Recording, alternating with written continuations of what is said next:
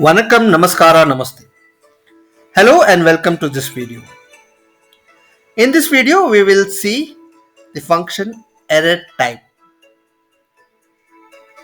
So basically, this will find out what kind of error it is and it will give the corresponding number.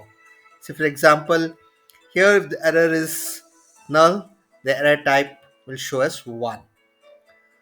Basically, this will be more useful when you write a code, a macro. So it will identify what kind of error it is and to prompt the user to rectify it accordingly or to handle it within the code. So to find out what kind of error, so the formula is we put equals to error dot type and where the error is. So we have error in C. So this is error 2. Error 2 is division by 0. Here we have tried to put divide 10 by 0.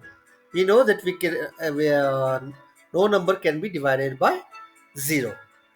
So this error is division by 0. So the error type is 2. Here we have tried to add something irrelevant.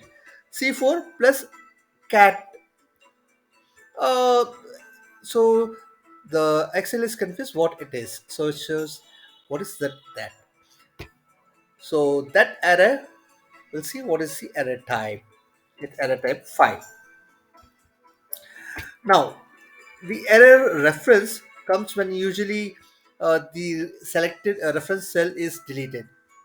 Probably we have given here some C5 plus C1.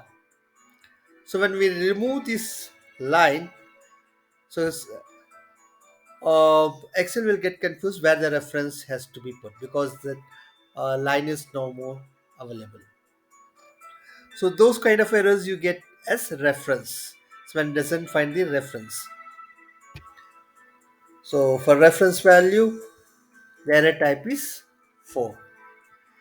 And here we have tried, this is time value. We have tried to minus smaller time from bigger time from the smaller time. That is 10 o'clock. You're minusing 13 hours. That is 1 o'clock, which is not possible, which is incorrect. So when it comes, it shows this way. And this kind of error says not applicable because it's not available. So here if you look, when you get null, the error type is 1, division by 0 2,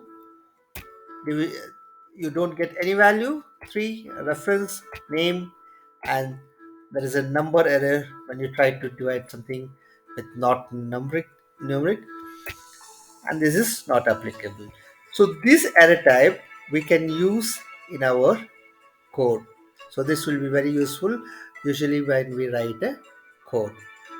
So to pick up the error type number, so this is the function equals to error type, then error, where the error is.